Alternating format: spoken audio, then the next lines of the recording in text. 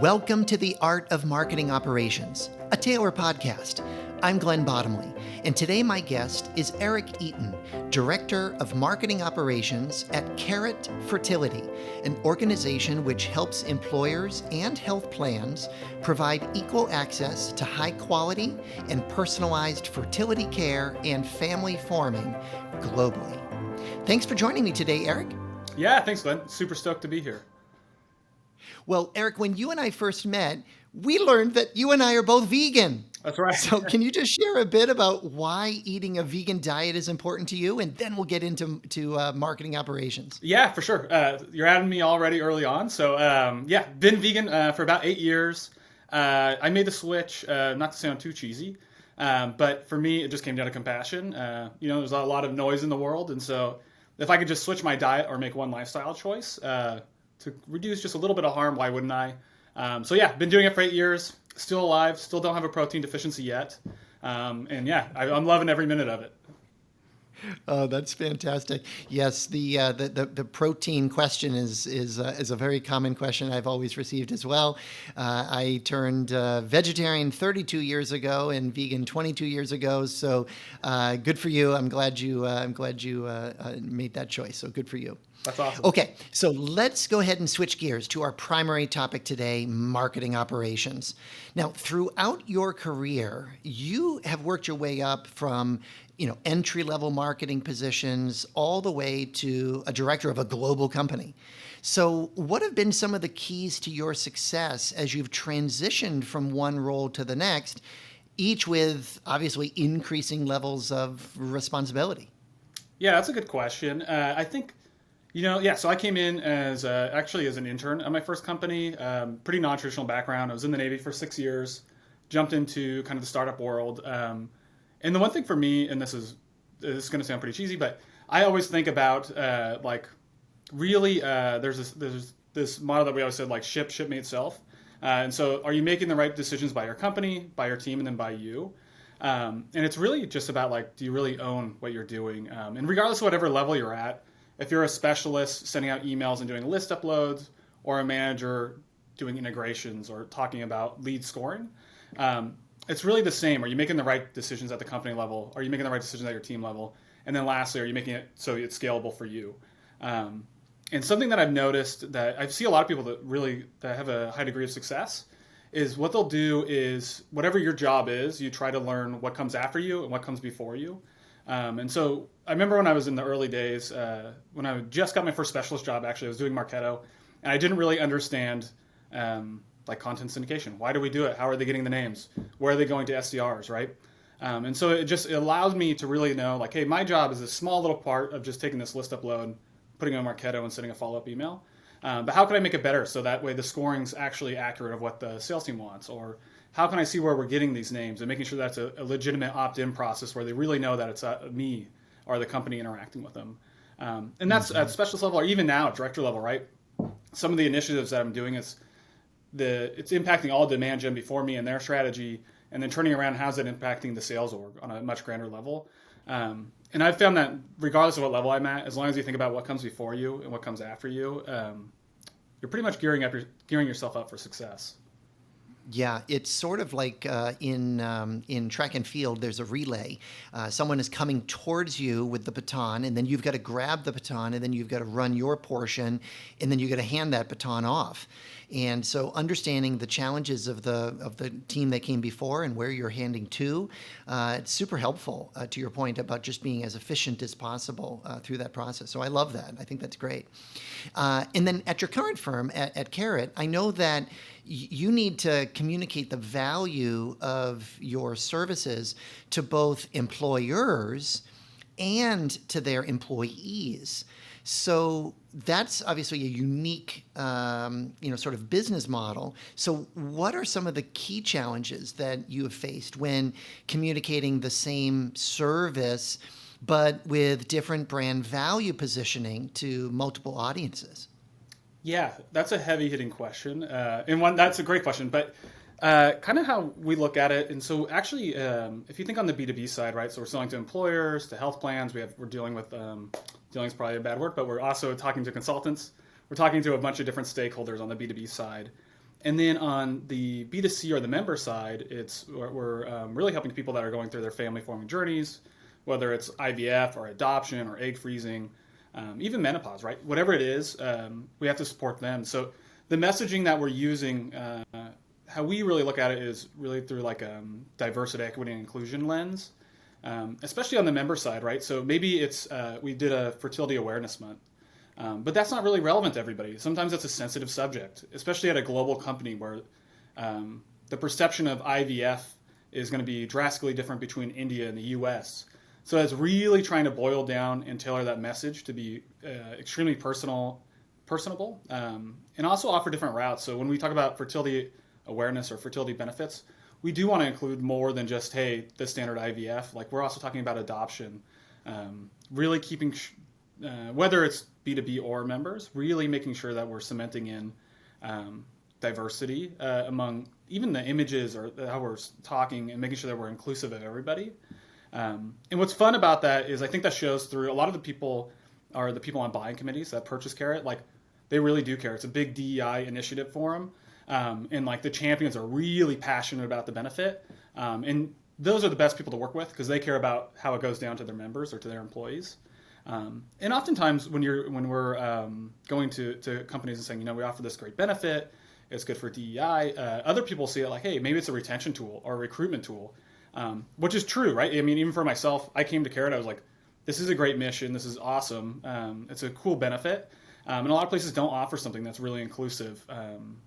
It's not a traditional benefit, and I think that's what makes it interesting. And so how you talk about it at the employee level, like they can use it for retention, recruitment, DEI. At the member level, it's really like serving a purpose that's traditionally not served through health plans or through insurance, excuse me.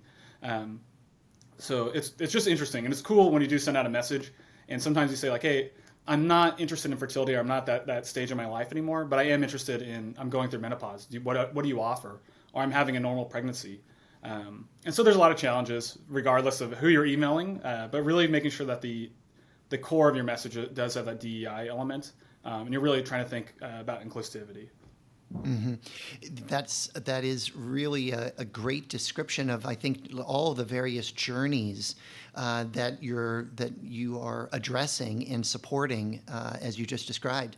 And one of the things that sort of came to my mind as you were describing that, you talked about the emails going out and so forth, but I also think about sort of physical marketing impressions.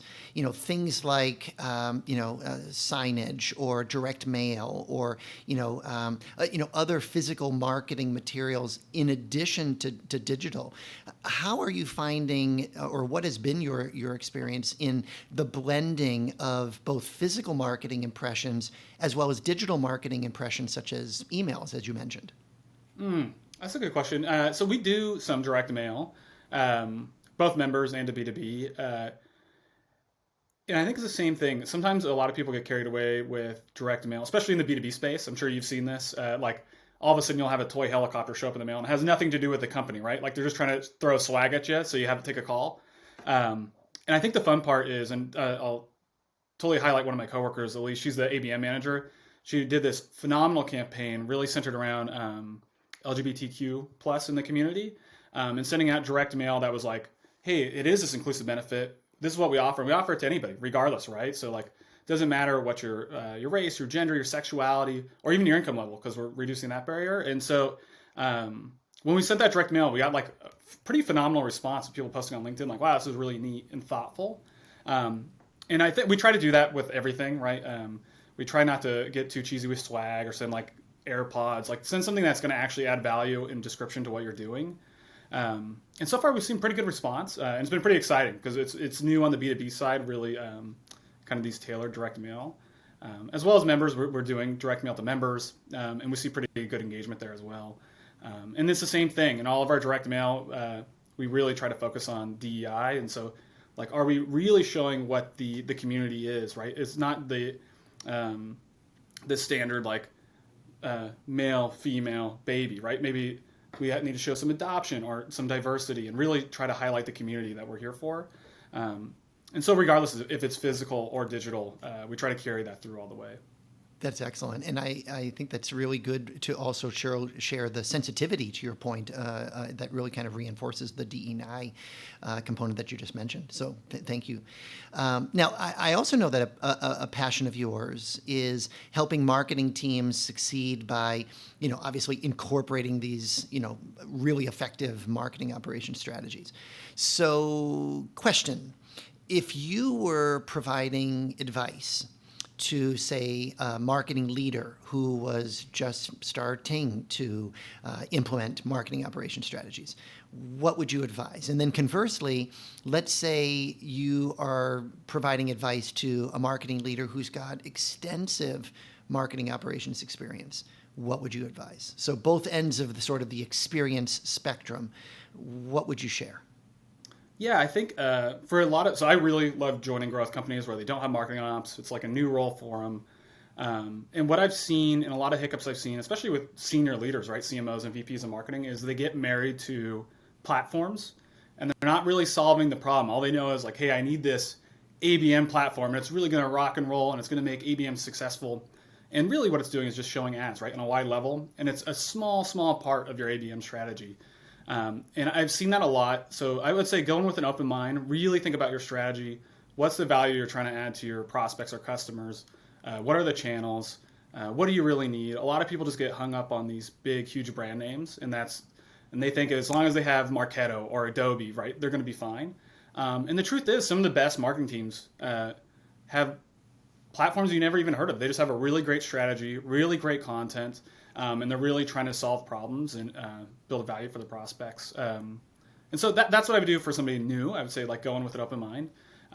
And what I've seen a lot with senior operations owners or directors or VPs, a lot of people are very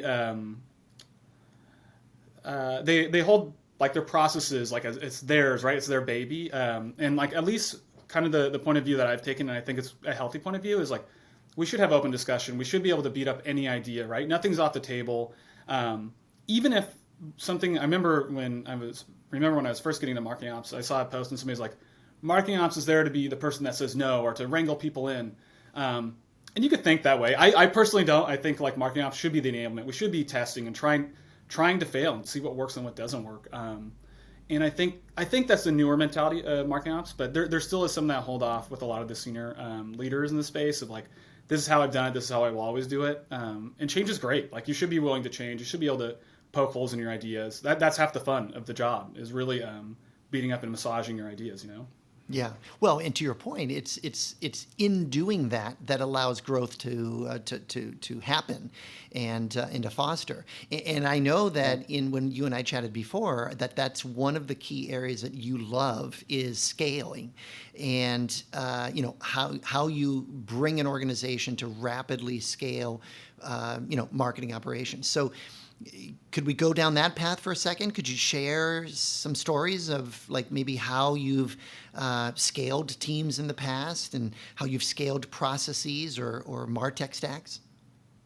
Yeah, for sure. I can. I'll give you an example. Even currently that we're using is kind of more around team. So when we first built marketing operations here at Carrot, there was a thought of maybe, hey, why don't we split this out to be B2B and B2C, and we'll all have one marketing org, but really we specialize in both of the audiences.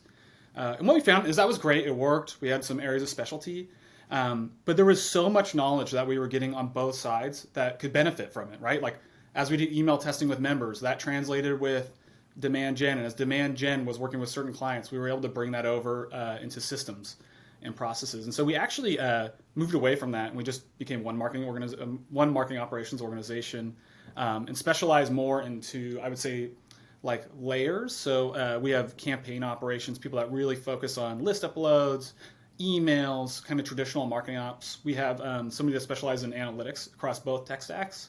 And so that way they really understand what are the inputs and outputs, and what's this team reporting on, and what's that team reporting on. And then we also have somebody heading up our platform integrations and APIs and kind of all that fun stuff and managing the martech stacks. There's also challenges with that, but it creates a lot of shared knowledge. It gives coverage, allows people to jump in as needed, and it doesn't necessarily isolate specialties. So we had to break that down. And that's one way we scaled out. I've also seen team scale. So we've done a CDP and growth marketing platform on top of our B2B marketing platform, and really trying to scope out like, what does the team need to succeed? And sometimes it's not that they need to be joint. A lot of times they do need to be separate, and they do need to have scalability and to be agile without impacting one or the other. And so hopefully that answers the question. And that's kind of how we've scaled recently. Yeah, and when you a moment ago you said, and now we still have some challenges. Can you dig into that a little bit? So as you scale marketing operations, what have been some of the unexpected challenges that you've had to overcome? Oof, yeah, that a heavy hitting question. So I think there's a lot of unknowns. So for us, this was the first time we integrated a CDP and growth marketing platform like closely with the product. We didn't know what to. I mean, we did the best we could with a discovery document, had a very technical requirement doc going into it, and what we really wanted to see. But there's a lot of unknowns, right? You're dealing with customer data sets and sensitive customer data sets too, right? And you want to be sensitive. You want to make sure you're only accessing information that you need, and you're being respectful of privacy and all that fun stuff. And so as we built that, some of the challenges we run into is how marketers think of certain fields isn't how product thinks of certain fields. And maybe there's legacy data and date fields that we can't operationalize and change because it's in a core data set that we don't own. And so how do you overcome that? Like, we're able to build out like a separate data set within our CDP in our own fields and really normalize all the data for our usage and streamline it. But that was a hiccup that we ran into. And I would say the biggest thing that kind of blew my mind is when I think of marketing ops. I've been in the B2B space for so long, and this is the first time that it's really B2B to C or B2B to members. Yeah. And the tech stacks, I mean, all marketing operation automation platforms are pretty similar, but growth marketing operation platforms are a whole nother beast. Like what I would consider standard in the B2B realm doesn't exist in the member growth marketing realm. Like they don't have forms or landing pages in their operational programs or API calls, right? And I think partially it's because it's maybe like a younger industry, like it's still evolving pretty rapidly. But we've had to overcome a lot of those challenges, like what an operational campaign is to a B2B person and bring it into a B2C environment. It's taken a lot of custom work to get there. And maybe some skill sets that we didn't know we need. Like we didn't know that maybe that manager needed to really understand API calls, right? And how to write these within a platform and mess with JavaScript and JSON objects. And so it's been a learning. Luckily, I have absolute rock stars on the team, and we've been able to pick it up. But there was a lot of fun on scoped learning that we've been doing the last few months. Well, and I also think that, as you just described, one of the challenges that it would seem to me is, particularly as you mentioned, it's not just B2B, it's B2B to C or B2B to member, as you described.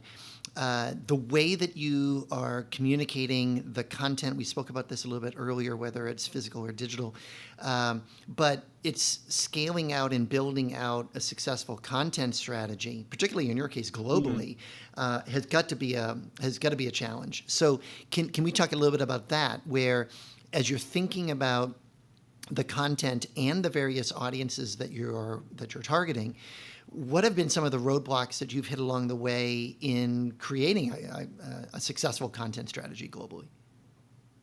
Yeah, I think as we look at how we create content strategy, we have a wonderful content team and marketers that really address it. But as you look at how you operationalize it and you think about how you're kind of deploying, whether it's emails or scoring or alerts or whatever it is within your nurture and your content strategy, we kind of took a step back, and what we did on the B2B side in particular is we were like, all right, like let's look at our conversion metrics. Like we need a content strategy.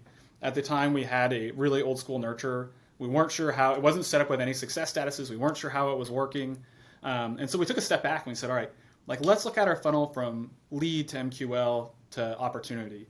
Like what are our conversion metrics? What are the personas within those metrics? What's the average number of touch points?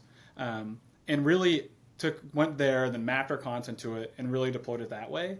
And we try to look at like more so around like tofu and mofu and bofu, right? Like awareness.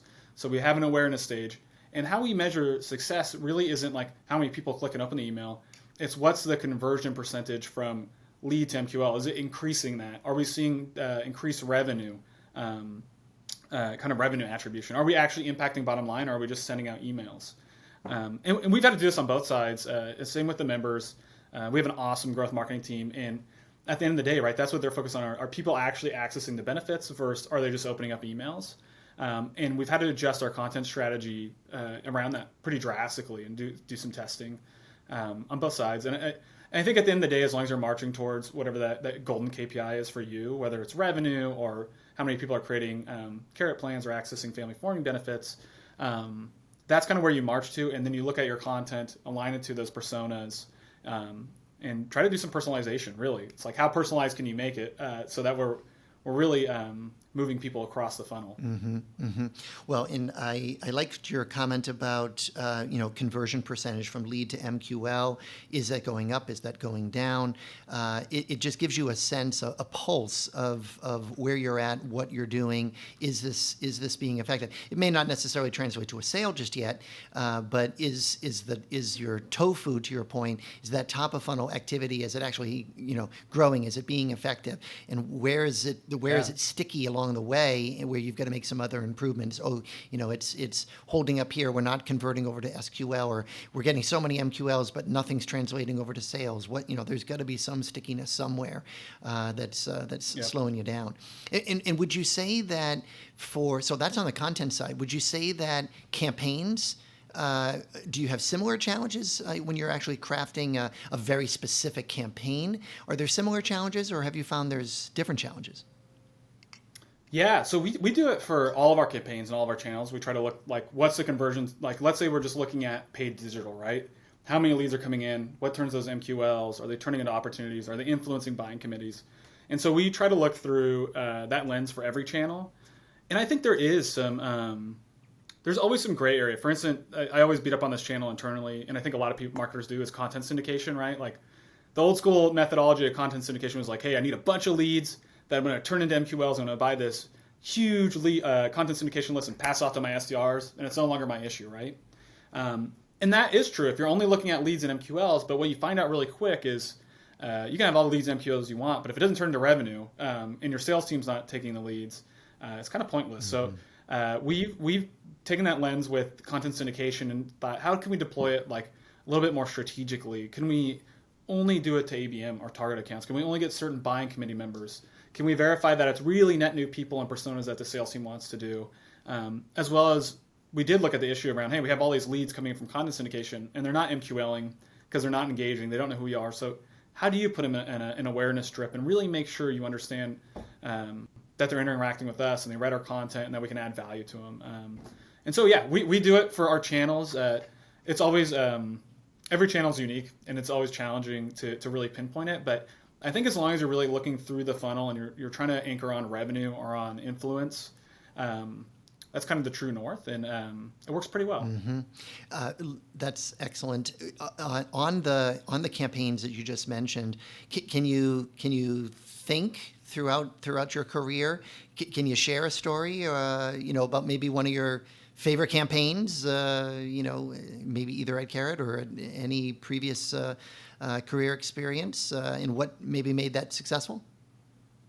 Yeah, I think one of my favorite ones that I ever did was one of the first ones. I was a specialist at the time, and I had a brilliant boss who came from the content world. He was I think he was chief evangelist was his title, and he was also the head of marketing. Really smart guy. And he came up with this idea of we were in a super high tech industry. It was a global traffic management. It's really IT DevOps is really boring probably to me and you, and we wouldn't understand any of it, right? I didn't, and I worked at the company. I could never really click in. And we had this great idea of let's do an awareness campaign around content delivery networks and really break it out. So we broke it out into 3 ebooks and then to 7 blogs. And essentially, if you interacted with one of the blogs or the ebooks, you'd be put in a drip for the other 2. And at the end, it was all around selecting the right content delivery network, which was Akamai and Fastly. If you're familiar with them, and we offered this tool at the time that it was based on real user measurements where you could see what's the latency, right? And so at the end, you learn all about how to select the right CDN, and then we show you our tool for free and say, look, hey, you can compare any CDN. And then what the hole we were trying to poke and raise awareness around the issue is it doesn't really matter your CDN. They all have downtimes, right? You really need a global traffic management solution. You really need multiple CDNs or clouds. And I always thought it was super genius of them. It worked really well. We got a lot of positive reception. And if you've ever had to market to DevOps or IT ops, they are some of the hardest people. They don't care what you're selling. They don't want none of it. And so it was like really good. We had a lot of positive feedback from actual DevOps folks. And I always just thought that was a really cool campaign. I haven't been able to replicate it in my current field, but that was a really fun one to do, and like kind of really opened my mind to like, if you really get into the content strategy and adding value and raising awareness and giving tools that are actually going to impact their decision, you're just building trust, right? You're building equity with them. And I always loved that. That was a really cool campaign. That's what a great story and an example. My mind is sort of spinning right now about what that would be on the receiving end, how cool that would have been. Also, my mind today, of course, goes to cybersecurity and wondering about building security into that and what those what incorporation of that campaign could have been in that. So thanks so much for sharing. I appreciate that. So Erik, let's switch over to maybe one final topic today, and I really want to get your views on people. So how do you go about building a successful team and creating a positive team atmosphere? Yeah, I think there's a lot of theories or methodologies. For me, when we do hiring, we really try to hire people you can trust, that you're going to get on with. I mean, you're stuck with these people for 40 hours a week, for better or worse, right? That's your ride or die companion. At least when I make hiring choices, that's how I try to view it. And oftentimes with marketing ops, as many people that are listening and you are probably familiar with, is there's a major talent shortage.